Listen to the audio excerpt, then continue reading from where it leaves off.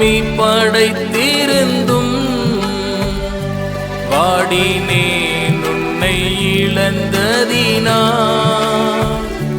தேடி ரட்சிக்க பிதா அனுப்பிடவே ஓடி வந்தேன் மானிடனாய் தேடி. ஆண்டவராகிய இயேசு கிறிஸ்துவின் உன்னத நாமத்தில் உங்களை அன்புடன் வாழ்த்துகிறோம்.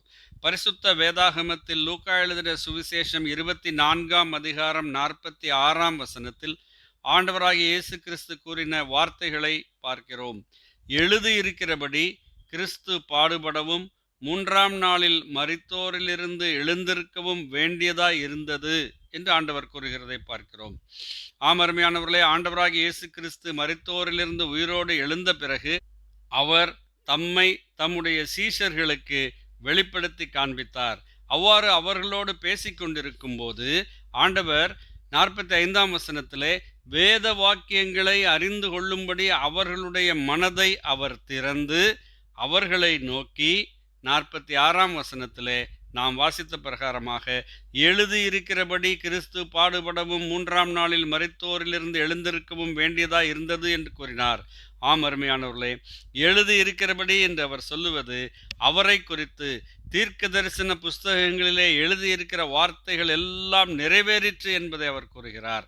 44ஆம் வசனத்திலே நாம் பார்க்கிறோம், அவர்களை நோக்கி மோசேயின் நியாயப்பிரமாணத்திலும் தீர்க்கதரிசிகளின் ஆகமங்களிலும் சங்கீதங்களிலும் என்னை குறித்து எழுதியிருக்கிறவைகள் எல்லாம் நிறைவேற வேண்டியதென்று நான் உங்களோடு இருந்தபோது உங்களுக்கு சொல்லிக் கொண்டு வந்த விசேஷங்கள் இவைகளே என்றார்.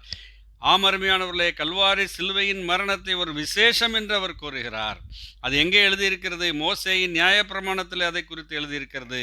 தீர்க்கதரிசிகள் அதை குறித்து எழுதியிருக்கிறார்கள். சங்கீத புஸ்தகத்தில் அதை குறித்து எழுதியிருக்கிறது.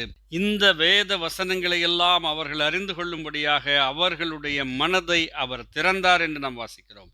அருமையானவர்களே, இன்றைக்கும் ஆண்டவராகிய இயேசு கிறிஸ்து இந்த உலகத்திலே மனிதனாய் தோன்றி நம்முடைய பாவங்களுக்காக அவர் தம்மைத்தாமே பலியாக ஒப்பு கொடுத்து மரித்து அடக்கம் பண்ணப்பட்டு மீண்டும் உயிரோடு எழுந்தார் என்கின்ற நல்ல செய்தியை சொல்லுகிற போது அநேகர் அதை நம்புகிறதில்லை, அநேகர் அதை ஏற்றுக்கொள்ளுகிறதில்லை. சத்திய வேதாகமத்திலே சொல்லப்பட்டிருக்கிற தீர்க்க தரிசன வசனங்களை நீங்கள் வாசித்து பாருங்கள். இந்த தீர்க்க தரிசன வசனங்களின் படிதான் அவர் இந்த உலகத்திலே ஜீவித்தார். இந்த தீர்க்க தரிசன வசனங்களின் நிறைவேறுதலாக அவர் கல்வாரி சிலுவையிலே தம்மைத்தாமே பலியாக ஒப்பு கொடுத்தார்.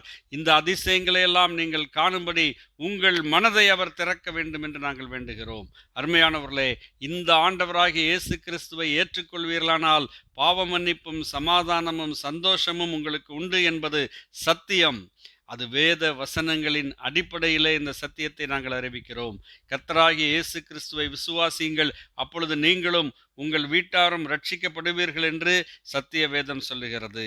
நமக்காக ஜீவன் கொடுத்தவரை, நமக்காக இரத்தம் சிந்தினவரை, நமக்காக தம்மை கல்வாரி சிலுவையின் மரணம் வரைக்கும் தம்மை தாழ்த்தினவரை, மீண்டும் உயிரோடு எழுந்து இன்றைக்கும் ஜீவிக்கிறவரை, மீண்டும் இந்த உலகத்துக்கு வரப்போகிறவரை, இந்த உலகத்தை நியாயம் தீர்க்கப் போகிறவரை இன்று அண்டிக் கொள்வீர்களானால், இன்று அவரை ஏற்றுக்கொள்வீர்களானால் பாவ மன்னிப்பும் சமாதானமும் சந்தோஷமும் பெற்றுக்கொள்ளலாம். இந்த பேரின்ப பாக்கியத்தை தேவன் உங்களுக்கு அருளி செய்வாராக. அதுவே எங்களுடைய பிரார்த்தனையாக இருக்கிறது. ஆமேன். நன்றி.